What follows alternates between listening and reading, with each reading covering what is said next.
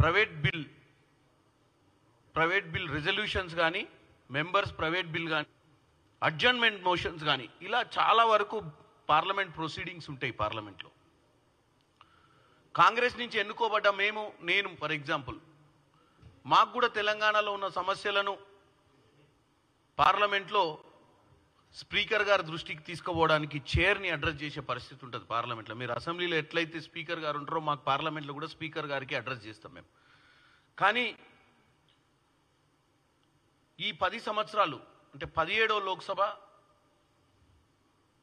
18వ లోక్సభలో ముఖ్యంగా గత 10 సంవత్సరాలుగా 2019 నుంచి లోక్సభలో ఉపసభాపతి నియామకమే జరగలేదు. 2019 నుండి ఆ పదవి ఖాళీగా ఉంది. రాజ్యాంగంలో ఆర్టికల్ 93 ప్రకారం ఎట్టి పరిస్థితుల ఉపసభాపతి డిప్యూటీ స్పీకర్ని అపాయింట్ చేయాల్సిన అవసరం ఉండే. కానీ ఆ ప్రక్రియ చేయడానికి సుముఖంగా లేని పరిస్థితి బీజేపీ. ఎందుకంటే ఏకపక్ష నిర్ణయం తీసుకున్న విధంగా ఒక స్పీకర్ని పెట్టి వాళ్ళ ఇష్టానుసారంగా పార్లమెంట్ని నడిపించేటువంటి ప్రయత్నము ఇప్పుడున్నటువంటి బీజేపీ తీస్తుంది. దీనివల్ల సభలో ఉన్న సభ్యులకు సభ పనితీరు రెండిటి మీద కూడా ప్రభావితము ఉంటుంది. ఎందుకంటే ప్రతిపక్షాలకు సభలో ఉన్నటువంటి రూలింగ్ పార్టీకి అందరికీ సమాన హక్కులు ఉంటాయి. అందరికీ సమానమైన హక్కు, అందరికీ సమానమైన సమయము, అందరికీ సమానమైనటువంటి విషయాలు జరగాలంటే సభాపతి ఉపసభాధిపతి ఇద్దరు ఉన్నప్పుడు చర్చలో మాకు ఈరోజు ఒక స్పీకర్నే మేము రిప్రజెంట్ చేస్తున్నాం. స్పీకర్కే రిప్రజెంటేషన్ ఇవ్వాల్సిన పరిస్థితి. ప్యానల్ స్పీకర్ సురు కానీ డిప్యూటీ స్పీకర్ లేడు. ఇది ఎప్పుడు గత హిస్టరీలో జరగలే. కానీ చాలామందికి తెలియదు ఏమవుతుందో. ఇలా పార్లమెంట్లో 2019 నుంచి ఇప్పటి వరకు 2025 వరకు ఈరోజు వరకు సభలో డిప్యూటీ స్పీకర్ లేకపోవడం అనేది చాలా దౌర్భాగ్యమైన పరిస్థితి అని చెప్తున్నాను.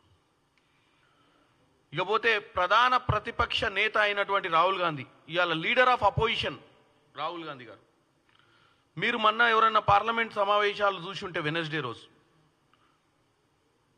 మధ్యాహ్నం 1 గంటల సమయంలో లీడర్ ఆఫ్ అపోజిషన్ మాట్లాడే ప్రయత్నం చేసినప్పుడు మైక్ ఇచ్చినట్టు ఇచ్చి కట్ చేసి స్పీకర్ హౌస్ని అడ్జర్న్ చేసి వెళ్ళిపోయిండు. రాహుల్ గాంధీ గారు లేచి నిలబడ్డ తర్వాత మైక్ని డిస్కనెక్ట్ చేసి మైక్ ఇవ్వకుండా అడ్జర్న్ చేసిపోతే మేమందరం ఎంపీలు ఇమీడియట్గా వెళ్ళిపోయి స్పీకర్ క్యాబిన్లోకి వెళ్ళిపోయి ఏంది ఇది అని అడిగినాం. అడిగితే ఆయన కొన్ని రీజన్స్, అసలు వేగ్ రీజన్స్ చెప్పి తర్వాత మా deputy LOP leader Gaurav Gogoi గారిని, కేసీ వేణుగోపాల్ గారికి మీ ఇద్దరు రండి చెప్తా ఎందుకు అని ఉంటే చెప్పా అన్నాడు. అంటే నేను అనేది ఏంటంటే లీడర్ ఆఫ్ అపోజిషన్ అనేది ప్రధానమంత్రి అయినా లీడర్ ఆఫ్ అపోజిషన్ అయినా ప్రతి సమస్య మీద ఒక చర్చ జరిగినప్పుడు పార్లమెంట్లో లీడర్ ఆఫ్ అపోజిషన్కి కూడా అదే సమయం, అంటే దాని మీద మాట్లాడాలన్నా దాని మీద ఏమైనా వ్యతిరేకమైనటువంటి విషయాలు కానీ ప్రజలకు ఏమన్నా సంబంధించినటువంటి ఇష్యూస్ ప్రతి డిబేట్ తర్వాత లీడర్ ఆఫ్ అపోజిషన్ చాలా కీలకమైనటువంటి ప్లేయర్. ఎందుకంటే అధికారంలో ఉన్న పార్టీ ఏం మాట్లాడుతుందో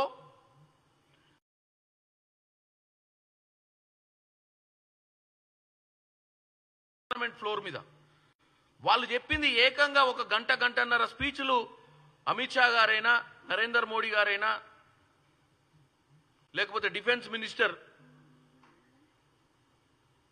లేకపోతే ఇంకే అర్బన్ డెవలప్మెంట్ మినిస్టర్ ఎవరైనా మాట్లాడినప్పుడు ఆ పర్టికులర్ శాఖకు సంబంధించినటువంటి ఇష్యూస్లో వాళ్ళు చెప్పినవి అన్నీ కూడా వాస్తవంగా గ్రౌండ్ రియాలిటీ ఉందా లేదా అని చెప్పడానికే సభలో అపోజిషన్ లీడర్స్ నార్మల్గా ప్రతి పార్టీ నుంచి, అది టీఎంసీ కానీ, డిఎంకే కానీ, కాంగ్రెస్ పార్టీ నుంచి కానీ, ఇంకే ఆర్జేడీ పార్టీ నుంచి కానీ, సమాజ్వాదీ పార్టీ నుంచి కానీ, ఈరోజు ముఖ్యమైన కీలకమైనటువంటి నెంబర్స్ ఉన్నటువంటి పార్టీలు వీరికి అవకాశం ఇవ్వాల్సిన అవసరం ఉంటుంది. కానీ ఇప్పటి వరకు అటువంటి పరిస్థితి జరగలేదు. ఎన్నోసార్లు ప్రతిపక్ష నేతలు మాట్లాడి సబ్జెక్టు మొత్తం చెప్పకముందే మైక్రోఫోన్స్ ఆపేస్తారు. మీరు కనుక హౌస్ని ప్రొసీడింగ్స్ లాస్ట్ 1 వీక్లో చూసినట్టయితే కూడా ఎన్నో సందర్భాలల్లో అంశం మొత్తం చెప్పే ప్రయత్నం చేస్తుంటే 30 సెకండ్లలో సబ్జెక్ట్ ఒకవేళ డీవియేట్ అవుతుంది అన్న ఆలోచన ఉంటే ఇమీడియట్గా దాన్ని డిస్కనెక్ట్ చేసే ప్రయత్నం చేస్తారు. ఈ విషయంలోనే ఇట్లాంటి చాలా విషయాలు ఉన్నాయి. ఇంకా సభా నిర్వహణ కమిటీ సలహా కమిటీ అంటే బీఏసీ అంటే బిజినెస్ అడ్వైజరీ కమిటీ డిసైడ్ చేస్తుంది పార్లమెంట్లో రేపు ఏం జరగాలి బిజినెస్ అవర్స్ దానికి సంబంధించింది. ఈ మధ్య బీఏసీ అనే దాన్ని ఫాలోనే కావట్లేదు. బిజినెస్ అడ్వైజరీ కమిటీ సంబంధం లేకుండానే బిజినెస్ని స్పీకర్ గారు ఆఫీస్ ద్వారా బిజినెస్ని నిర్ణయిస్తుర్రు. దీనికి నిదర్శనం మన ప్రధానమంత్రి మోడీ గారు ఈ వారం కాక ఇంతకుముందు వారంలో మా ఎవరికి తెలియదు మాకు ఇచ్చిన బిజినెస్ డాక్యుమెంట్ ఏదైతే ముందు రోజు ఈవినింగ్ మాకు వస్తుందో మా ఈమెయిల్స్కి దాంట్లో ప్రధానమంత్రి గారి స్పీచే లేదు. తీరా పోయి హౌస్కి పోయి చూస్తే 12 గంటలకు ప్రధానమంత్రి గారు వచ్చారు. క్వశ్చన్ అవర్ కాగానే వచ్చి ఏంటంటే ప్రధానమంత్రి గారు సంబల్ ఇష్యూ మీద మాట్లాడతారని చెప్పి. సంబల్ ఇష్యూ అనేది ఈరోజు చాలా కీలకమైన అంశం. సంబల్ మీద మనం ఎప్పటి నుంచి మణిపూర్ మీద కానీ సంబల్ కానీ ఎక్కడెక్కడైతే రాయిడ్స్ అవుతున్నాయో భారతదేశంలో వాటి మీద ప్రధానమంత్రి గారు చర్చ చేయాలని కోరుకుందే మేము. మరి కోరుకున్నప్పుడు ప్రధానమంత్రి గారు ఏదో చర్చకు వస్తున్నారంటే మా సభ్యులు కూడా ఎవరన్నా ముఖ్యమైనటువంటి అపోజిషన్ లీడర్స్ కానీ ముఖ్యంగా ఉత్తరప్రదేశ్లో సంబల్ ఇష్యూ ఉంది కాబట్టి అక్కడ ఉన్నటువంటి సమాజ్వాదీ పార్టీకి సంబంధించినటువంటి అఖిలేష్ యాదవ్ గారో లేకపోతే అఖిలేష్ యాదవ్ గారికి సంబంధించి వాళ్ళ స్పీకర్స్ ఎవరన్నా వచ్చి ఆ ఇష్యూ మీద రేస్ చేయడానికి ప్రిపేర్ అయ్యి వస్తారు. కానీ ఏం చెప్పకుండానే ప్రధానమంత్రి గారు వచ్చిర్రు, మాట్లాడిరు, దాని మీద క్వశ్చన్ ఎత్తడానికి ప్రయత్నం చేస్తే హౌస్ని అడ్జైన్ చేసి వెళ్ళిపోయారు. అంటే ఆయన మెసేజ్ ఒక్కటే ప్రజలకు ఇచ్చేసి దాని మీద ఫర్దర్ చర్చ కాకుండా అక్కడికక్కడికి ఆ సబ్జెక్ట్ని క్లోజ్ చేసిరు.